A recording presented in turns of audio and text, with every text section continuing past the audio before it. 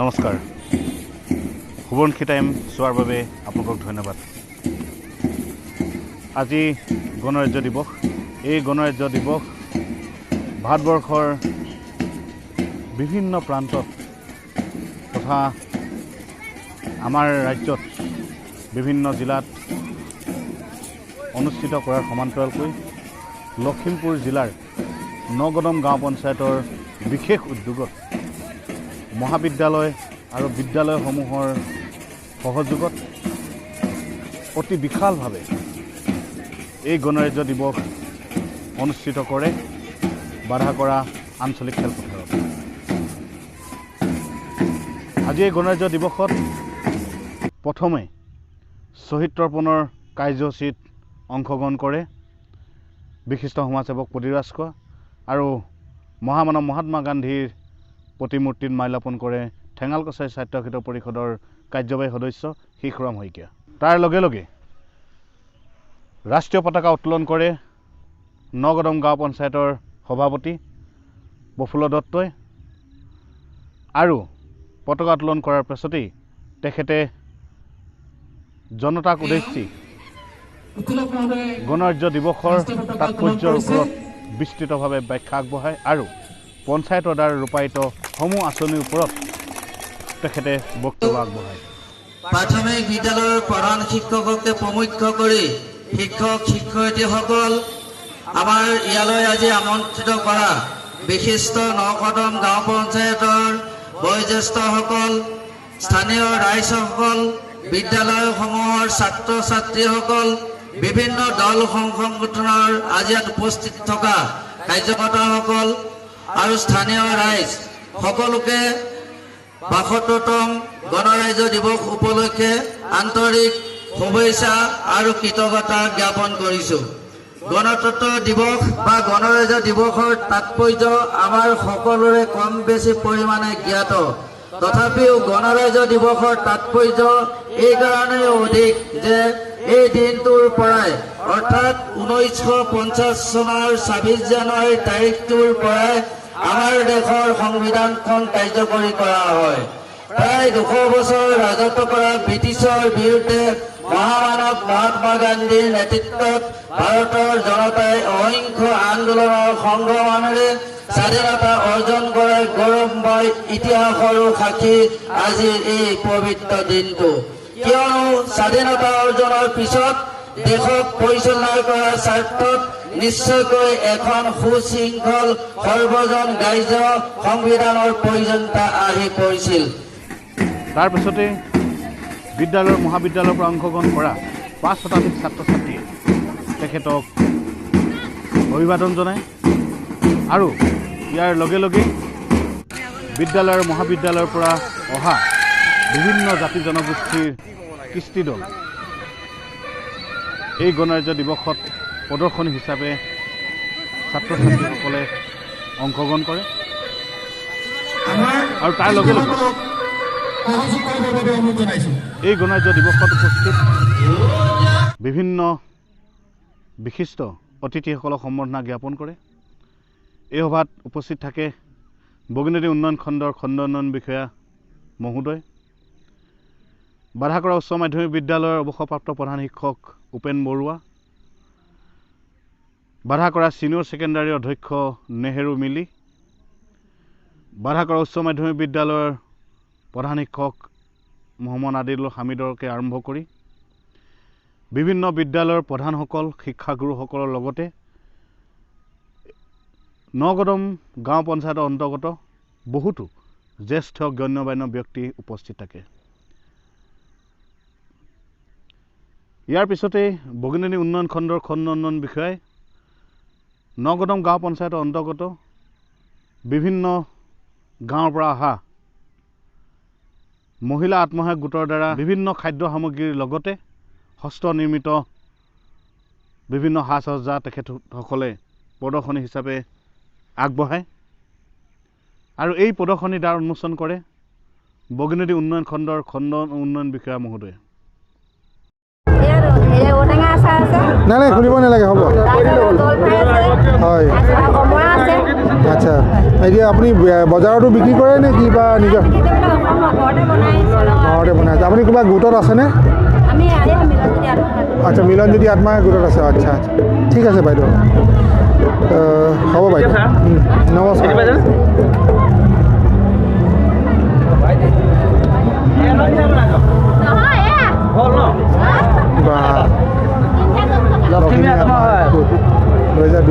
নমস্কাৰ আইতা এইখন নিজে বোৱা নে আপুনি হয় আপোনালোকে কিহৰ ওপৰত কাম কৰে মানে গোটটোতো পাই বুজি পাইছোঁ বা পাতৰ এইবিলাক আপোনালোকে বিক্ৰীও কৰে বাহিৰত অঁ মানে বিক্ৰী মানে কাক কৰে মানে ডাইৰেক্ট বজাৰত কৰি দিয়ে নে ক'ত কৰে দোকানত দিয়ে কিমান আহে এখনৰ দাম 3000কৈ আহে 1200 3000কৈ আহে ঠিকে আছে বাইদেউ আজিৰ এই 72 সংখ্যক গণতন্ত্ৰ দিৱসত উপস্থিত সকলোলৈকে আমাৰ ফালৰ পৰা ধন্যবাদ জ্ঞাপন কৰিছোঁ আজি এটা সৰ্বাংগ সুন্দৰ অনুষ্ঠান হৈছে নকদম পঞ্চায়ত ভিত্তিত আমাৰ এই অনুষ্ঠানটোৰ পুৱাৰ ভাগৰ পৰা যিখিনি কাৰ্যসূচী আছিল বৰ সুন্দৰকৈ চলি আছে আৰু পৰৱৰ্তী পৰ্যায়ৰ যিখিনি কাৰ্যসূচী ইতিমধ্যে আমাৰ আৰম্ভ হৈছে কলা কৃষ্টিৰ প্ৰদৰ্শন আৰু সেয়া আমাৰ সন্মুখত আমাৰ এটি বড়ো নৃত্যৰে আজি এই কলা কৃষ্টিৰ প্ৰদৰ্শন আৰম্ভ হৈছে অলপ আগতে আমাৰ নকদম গাঁও পঞ্চায়তৰ মাননীয় সভাপতি প্ৰফুল্ল দত্ত ডাঙৰীয়াই আজিৰ পতাকা উত্তোলন কৰি ভাষণ আগবঢ়ালে তাৰ পাছতে মাৰ্চ পাষ্ট আৰম্ভ হ'ল তাৰ পাছতে সুন্দৰ এটি এটা আজি প্ৰদৰ্শন হৈছে আমাৰ নকদম গাঁও পঞ্চায়তৰ সমূহ বিদ্যালয় সমূহ অনুষ্ঠান প্ৰতিষ্ঠান ৰাইজৰ সহযোগিতাত আজি অনুষ্ঠানটো সৰ্বাংগ সুন্দৰভাৱে তুলি ধৰাৰ কাৰণে মই নকদম পঞ্চায়তৰ সকলোকে এই মুহূৰ্তত সকলোলৈকে মোৰ শুভেচ্ছা আৰু ধন্যবাদ জ্ঞাপন কৰিছোঁ ধন্যবাদ সকলোকে পুনৰবাৰ নমস্কাৰ জনাইছোঁ নকদম পঞ্চায়তৰ উদ্যোগত আজি বধাকৰা আঞ্চলিক খেলপথাৰত যি 72তম গণৰাজ্যক দিৱস উদযাপন কৰাৰ ব্যৱস্থা কৰিলে আমি সকলোৰে সহযোগত অনুষ্ঠানটি খুব সুন্দৰভাৱে পৰিচালনা কৰাৰ বাবে সকলোকে কৃতজ্ঞতা জ্ঞাপন কৰিছোঁ আৰু নকদম গাঁও পঞ্চায়তৰ অন্তৰ্গত আমাৰ এখন কনিষ্ঠ মহাবিদ্যালয় আছে আৰু প্ৰায় 5খন উচ্চ মাধ্যমিক বিদ্যালয় আছে 10খনকৈ মধ্যমীয়া বিদ্যালয় আছে আৰু 15খনতকৈ অধিক প্ৰাথমিক বিদ্যালয় আছে সকলো শিক্ষক শিক্ষয়িত্ৰী ছাত্ৰ ছাত্ৰীৰ সহযোগত ইয়াত এই অনুষ্ঠানটি উদযাপন কৰাৰ ক্ষেত্ৰত সম্পূৰ্ণ সহযোগিতা কৰিছে তাৰ বাবে ধন্যবাদ জনাইছোঁ আজি মাৰ্চ পাষ্টৰ 5 শতাধিক ছাত্ৰ ছাত্ৰীয়ে অংশগ্ৰহণ কৰিছে ইয়াৰ পাছতে আমাৰ বিভিন্ন কাৰ্যসূচী আছে ইয়াতে বিভিন্ন সাংস্কৃতিক আমাৰ বিভিন্ন বাৰেৰহণীয়া সাংস্কৃতিক আছে মিচিং বিহু নৃত্য আছে এতিয়া বড়ো নৃত্য প্ৰদৰ্শন কৰি গৈছে ইতিমধ্যে আমাৰ আৰু অন্যান্য যিমান জাতি জনগোষ্ঠীৰ যিবিলাক সাংস্কৃতিক অনুষ্ঠান ইয়াত পৰিৱেশন হ'ব আৰু সকলো আজি দিনজোৰা কাৰ্যসূচীৰে ইয়াত আজি কাৰ্যসূচী ৰূপায়ণ কৰা হ'ব অতি ভাল লাগিছে অতি আনন্দিত হৈছোঁ 72তম ৰাজ্য দিৱসত উপস্থিত থাকি বিশেষকৈ আমাৰ বধাকৰা অঞ্চলৰ এনেকুৱা এটা অনুষ্ঠান আগে পাছে মই উপভোগ কৰিবলৈ পোৱা নাই আজি উপভোগ কৰি যথেষ্ট আনন্দিত হৈছোঁ আৰু আমাৰ কৰ্মকৰ্তাসকলক এই সুযোগতে আন্তৰিক অভিনন্দন জনাইছোঁ আৰু বিশেষকৈ আমাৰ নকদম পঞ্চায়তৰ সভাপতি আৰু কাৰ্যকৰী সভাপতি আমাৰ শিশুৰাম শইকীয়াদেৱে তত্ত্বাৱধানত যুৱক যুৱতীসকলৰ সহযোগত যিটো কাৰ্যসূচী লৈছে এইটো যাতে অব্যাহত থাকে আৰু সকলো দিশৰ পৰা উজ্জ্বল কামনা কৰিছোঁ আজিৰ অনুষ্ঠানটোত নিজকে উপস্থিত থাকিবলৈ পাই গৌৰৱ অনুভৱ কৰিছোঁ আৰু নকদম পঞ্চায়তত আজি পোনপ্ৰথমবাৰৰ বাবে কেন্দ্ৰীয়ভাৱে যি গণৰাজ্য দিৱস উদযাপন কৰিলে তাৰ কাৰণে উদ্যোক্তাসকলক ধন্যবাদ জ্ঞাপন কৰিছোঁ ভাল লাগিছে সঁচাই দেশৰ প্ৰতি আমাৰ এনেকুৱা এটা অনুভূতি এনেকুৱা এটা মানে মৰম ভাৱ বা আমাৰ যি দেশপ্ৰেমিকৰ ভাৱ সেই ভাৱটো জাগি উঠিছে সকলোৰে সহায় সহযোগিতা পাইছোঁ আৰু দেখিছোঁ হয় এনেকুৱা যদি আমি ভৱিষ্যতে কৰোঁ তেতিয়াহ'লে আমাৰ একতাৰ মনোভাৱ আৰু দুগুণে বাঢ়িব আৰু আমি দেশপ্ৰেমিকৰ চিন্তাৰে উত্থিত হ'ব পৰা আমাৰ মনোভাৱ এটা সৃষ্টি হ'ব 72nd ৰিপাব্লিক ডে আমি ইয়াত মানে এনেকুৱা এটা নিজে বহুত মানে বহুত ভাল লাগিছে মোৰ পৰিয়ালৰ সৈতে ইয়াৰ কাৰণে ইয়াৰ ক্ৰেডিটটো আমি দিব লাগিব আমাৰ নকদম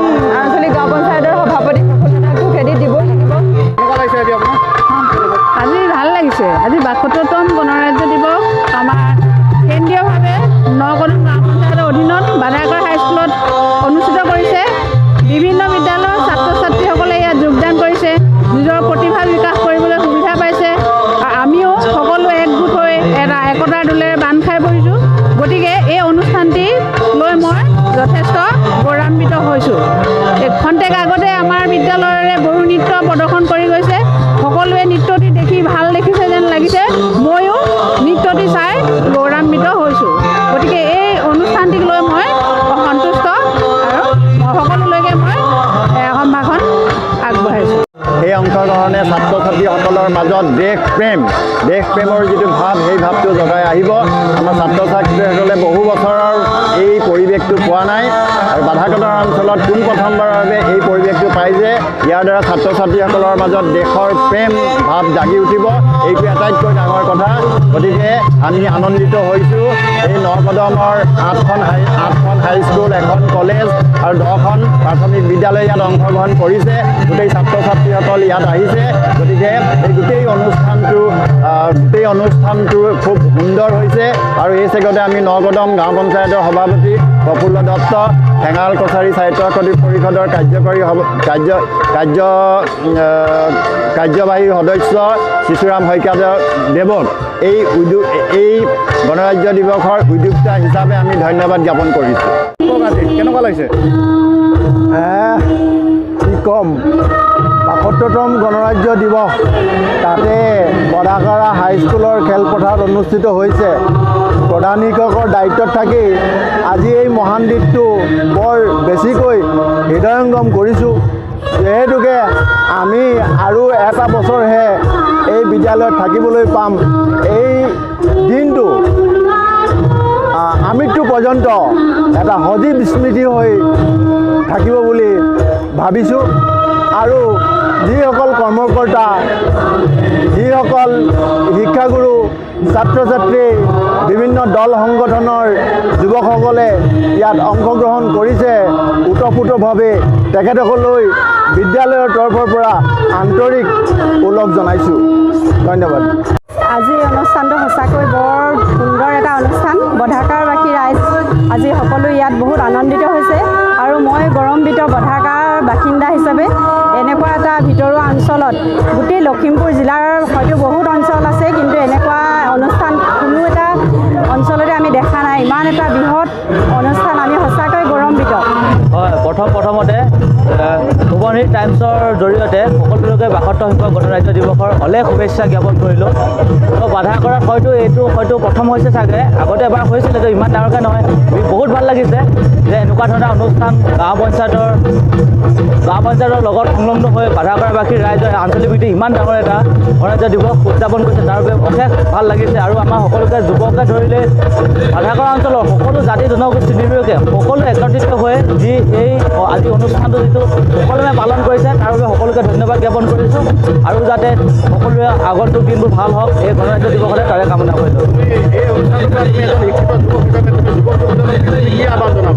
হয়, এইটোৱে জনাওঁ যে বৰ্তমান যি পৰিস্থিতি হৈ আছে, গতিকে সকলোৱে নিজে ভাল চিন্তিৰে, নিজৰ মনোভাৱেৰে, সকলোৱে নিজৰ চিন্তাধাৰাৰে সকলো দিশ চালি জাৰি চাই সকলো নিজৰ সৎ কামত আগবাঢ়ি যাওক আৰু ভৱিষ্যতে অনাগত দিনটোতে সকলোৰে ভাল হওক, নিজৰ বিবেচনাৰে, নিজৰ বুদ্ধিৰে সকলো কাম কৰক, তাৰে কামনা কৰিলোঁ।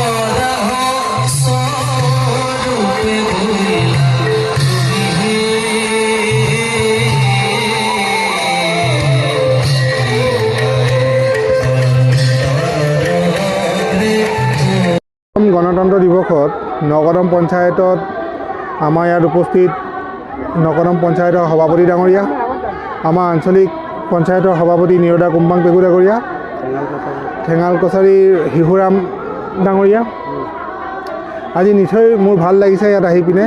আজি গণতান্ত্ৰিক দিৱসৰ যি উদযাপন সভা ইয়াত নকদম পঞ্চায়তৰ তৰফৰ পৰা ইমান ডাঙৰ, ইমান বাৰেবৰীয়া কাৰ্যসূচী তেওঁ হাতত লৈছে এইটো সঁচাই মানে এপ্ৰিচিয়েশ্যনৰ যোগ্য। তেখেতক মানে মই নিজৰ ফালৰ পৰা আন্তৰিক অভিনন্দন জ্ঞাপন কৰিছোঁ। তেখেতৰ এই প্ৰচেষ্টাই কণ কণ ল'ৰা ছোৱালীৰ মাজত প্ৰতিযোগিতামূলক ভাৱধাৰাৰ সৃষ্টি কৰিব। তেওঁলোকে এটা মঞ্চ পাইছে য'ত নেকি তেওঁলোকে নিজৰ প্ৰতিভাবিলাক মুকলি মঞ্চত সহস্ৰ লোকৰ আগত দেখুৱাব পাৰিছে। এইটো সঁচাকৈ বৰ ডাঙৰ কথা। এজন সভাপতি হিচাপে তেওঁ অনেক কণ কণ ল'ৰা ছোৱালীক এটা মঞ্চ প্ৰদান কৰিছে আজি এই গণতান্ত্ৰিক দিৱসত।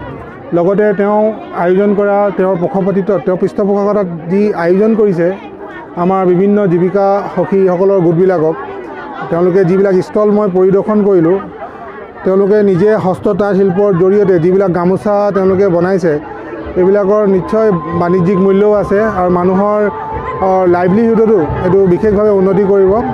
আৰু মই এই মঞ্চত মই আপোনালোকক আশ্বাসন দিছোঁ যে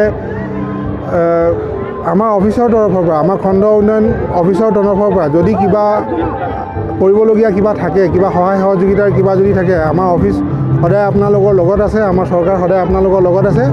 আপোনালোকে বিনা দ্বিধাই আমাক আহি যোগাযোগ কৰিব পাৰে। আমাৰ অসম ৰাজ্যিক জীৱিকা অভিযানৰ অধীনত অনেক জীৱিকা গোট বৰ্তমান চলি আছে, সেল্ফ হেল্প গ্ৰুপবিলাক চলি আছে। বৰ্তমান চৰকাৰে আপোনাৰ স্বনিৰ্ভৰ নাৰী আত্মনিৰ্ভৰ অসমৰ নিচিনা এটা বৃহৎ আঁচনি অসম চৰকাৰে লৈছে। আমি ইয়াৰ ভিতৰত অনেক কাম আগবাঢ়ি গৈছোঁ। আশা ৰাখিছোঁ আপোনালোকে সকলোৱে এই আঁচনিত সহায় প্ৰদান কৰিব, গোটবিলাকেও সহায় প্ৰদান কৰিব আৰু অসমখনক ভাৰতৰ ভিতৰত এখন অন্যতম উন্নত ৰাজ্য হিচাপে প্ৰতিষ্ঠা কৰিবলৈ সহায় কৰিব।